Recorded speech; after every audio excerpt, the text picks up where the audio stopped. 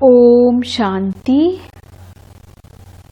18 सितंबर 2020 की बाप दादा की साकार मुरली के सार में बाबा ने कहा, मीठे बच्चे, तुम विश्व में शांति स्थापन करने के निमित्त हो, इसलिए तुम्हें कभी अशांत नहीं होना चाहिए। प्रश्न है आज का, बाप किन बच्चों को फरमानबरदार बच्चे कहते हैं? उत्तर में बाप का जो मुख्य फरमान है कि बच्चे अमृत वेले सवेरे उठकर बाप को याद करो, इस मुख्य फरमान को पालन करते हैं।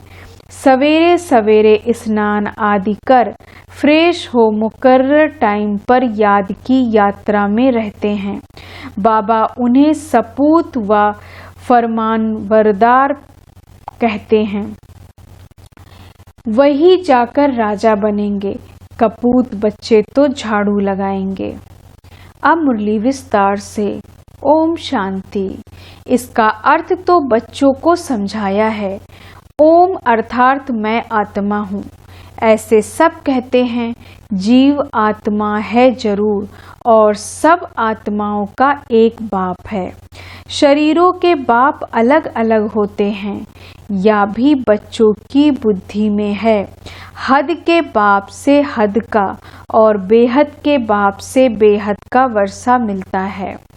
अब इस समय मनुष्य चाहते हैं विश्व में शांति हो। अगर चित्रों पर समझाया जाए तो शांति के लिए कलयुग अंत सतयुग आदि के संगम पर ले आना चाहिए। यह है सतयुग नई दुनिया, उसमें एक धर्म होता है तो पवित्रता शांति सुख है। उनको कहा ही जाता है हेवन। या तो सब मानेंगे नई दुनिया में सुख है, दुख हो नहीं सकता।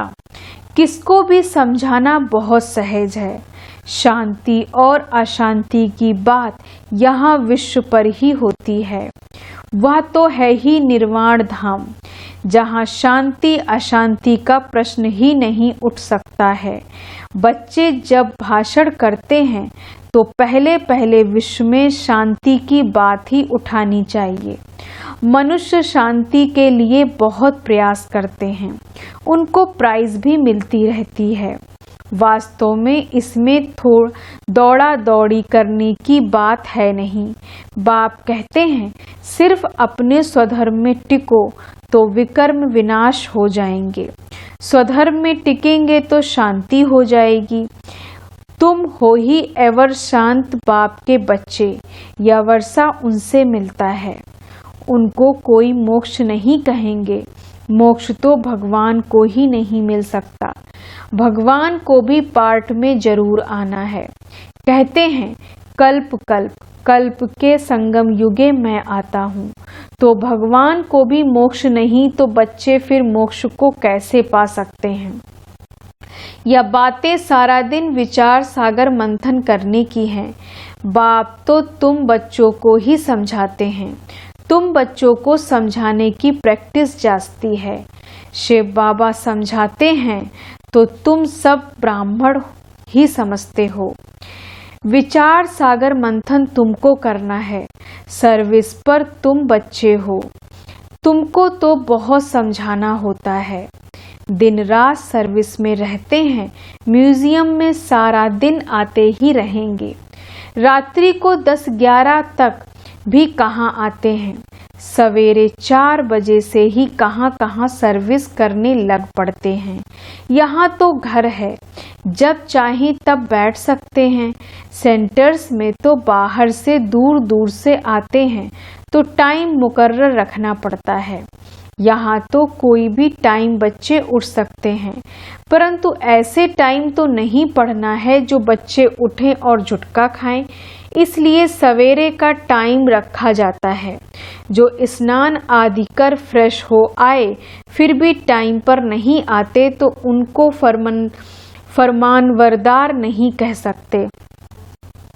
लौकिक बाप को भी सपूत और कपूत बच्चे होते हैं ना, बेहद के बाप को भी होते हैं।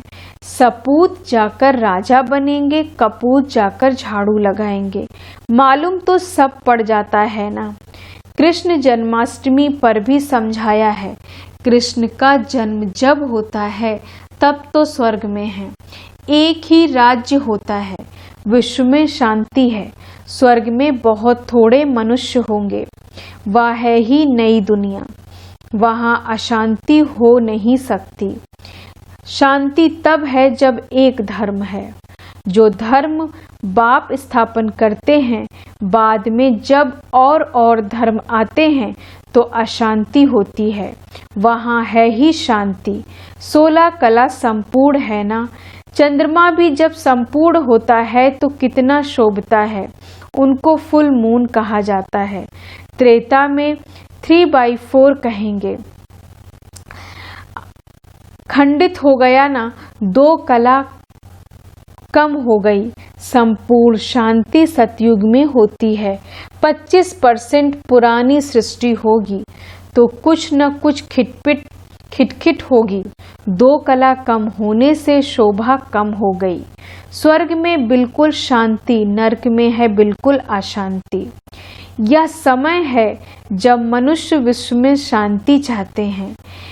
इनसे आगे यह आवाज नहीं था कि विश्व में शांति हो। अभी आवाज निकला है क्योंकि अब विश्व में शांति हो रही है। चाहती है कि विश्व में शांति होनी चाहिए। मनुष्य तो देह अभिमान में होने कारण सिर्फ कहते रहते हैं विश्व में शांति हो। 84 जन्म अब पूरे हुए। या बाप ही आकर समझाते हैं, बाप को ही याद करते हैं। वह कभी किस रूप में आकर स्वर्ग की स्थापना करेंगे, उनका नाम ही है हेवनली गॉड फादर। यह किसको भी पता नहीं है हेवन कैसे रचते हैं। श्री कृष्ण तो रच न सके, उनको कहा जाता है देवता। मनुष्य देवताओं को नमन करते हैं, उनमें दैवी गुण हैं, इसलिए देवता कहा जाता। अच्छे गुण वालों को कहते हैं ना, यह तो जैसे देवता है। लड़ने झगड़ने वालों को कहेंगे या तो जैसे असुर है। बच्चे जानते हैं हम बेहद के बाप के सामने बैठे हैं, तो बच्चों की चलन कितनी अच्छी होनी चाहिए। अज्ञान काल में भी बाप का देखा हुआ है, 6-7 कुटुंब इकट्ठे रहते हैं, एकदम छीरखंड हो चलते हैं। कहाँ तो घर में सिर्फ 2 होंगे तो भी लड़ते झगड़ते रहेंगे। तो तुम हो ईश्वरी संतान, बहुत बहुत छीरखंड होना चाहिए। सतयुग में छीरखंड होते हैं, यहाँ छीरखंड होना तुम सीखते हो तो बहुत प्यार से रहना चाहिए। बाप कहते हैं अंदर में जांच करो, हमने कोई विकर्म तो नहीं किया, किसको दुख तो नहीं दिया। ऐसे कोई बैठकर अपने को जांचते नहीं, यह बड़ी समझ की बात है। तुम बच्चे हो विश्व में शांति स्थापन करने वाले। अगर घर में ही अशांति करने वाले होंगे तो शांति फिर कैसे करेंगे। लौकिक बाप का बच्चा तंग करता है तो कहेंगे यह तो मुआ भला। कोई आदत पड़ जाती है तो पक्की हो जाती है। यह समझ नहीं रहती कि हम तो बेहद के बाप के बच्चे हैं, हमको तो विश्व में शांति स्थापन करनी है। शिव बाबा के बच्चे हो, अगर अशांत होते हो तो शिव बाबा के पास आओ, वह तो हीरा है, वो झट तुमको युक्ति बताएंगे, ऐसे शांति हो सकती है, शांति का प्रबंध देंगे। ऐसे बहुत हैं, चलन दैवी घराने जैसी नहीं है। तुम अब तैयार होते हो गुलगुल दुनिया में जाने, या है ही गंदी दुनिया वैश्यालय। इनसे तो नफरत आती है। विश्व में शांति होगी तो नई दुनिया में संगम पर हो नहीं सकती। यहाँ शांत बनने का पुरुषार्थ करते हैं, पूरा पुरुषार्थ नहीं करते तो फिर सजा खानी पड़ेगी। मेरे साथ तो धर्मराज है ना। जब हिसाब किताब चुकतू होने का समय आएगा तो खूब मार खाएंगे। कर्म का भोग जरूर है, बीमार होते हैं, वह भी कर्म भोग है ना। बाप के ऊपर तो कोई नहीं है। समझाते हैं बच्चे गुलगुल बनो तो ऊंच पद पाएंगे, नहीं तो कोई फायदा नहीं।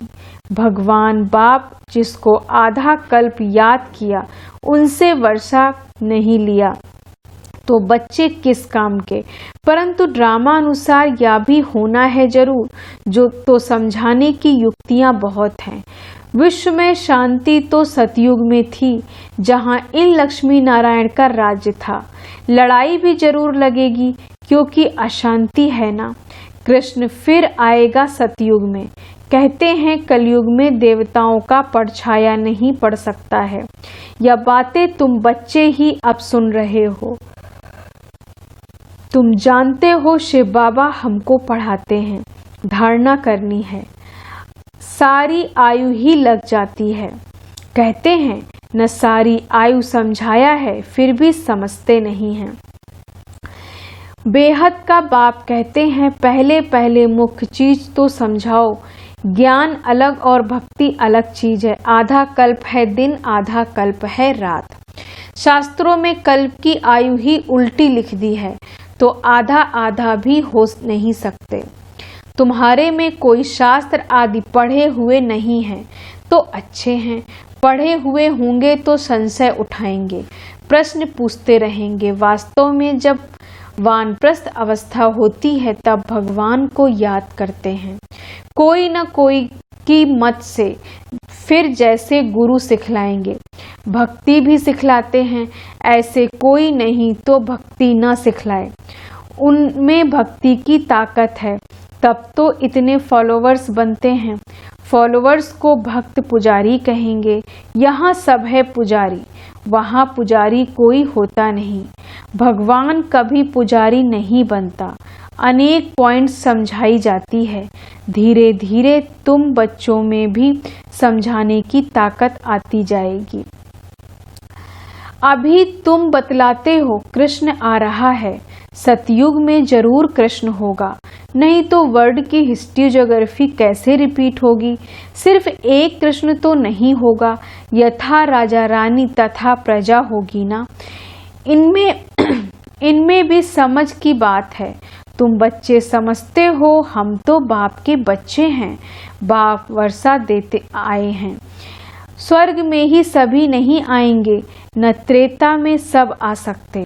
झाड़ आहिस्ते आहिस्ते वृद्धि को पाता रहता है। मनुष्य सृष्टि रूपी झाड़ है, वहाँ है आत्माओं का झाड़। यहाँ ब्रह्मा द्वारा स्थापना, फिर शंकर द्वारा विनाश, फिर पालना। अक्षर भी यह कायदे सिर बोलने चाहिए। बच्चों की बुद्धि में यह नशा है।